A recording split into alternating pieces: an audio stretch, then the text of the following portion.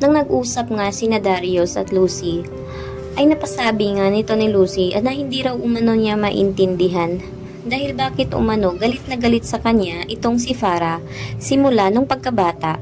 Nang hindi pa raw namatay ang ama ni Farah ay talagang palagi nga itong galit sa kanya.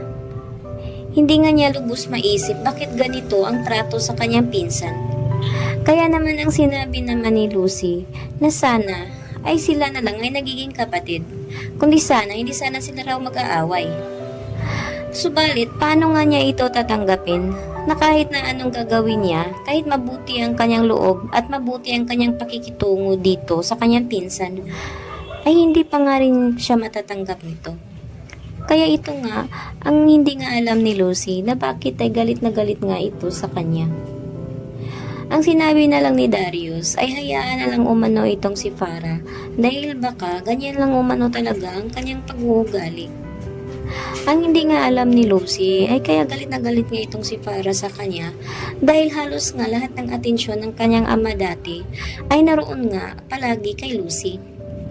Kaya palagi nga iniisip ni Farah na baka hindi nga raw umano siya anak ng kanyang kinikilalang ama. Kaya't hindi pa rin mawala sa isip nga ni Farah ang ideyang iyon. Subalit ay sinabi naman ni Darius na hayaan na lang umanong itong si Lucy dahil sadya na naman talaga may saltik umano ang babaeng ito. Kaya't wag na umano niyang dibdibin ang sinasabi nga ng kanyang pinsan. Ipinangako naman ni Lucy na kung hihingi umano ng tawad itong si Farah sa kanya ay tatanggapin umano niya.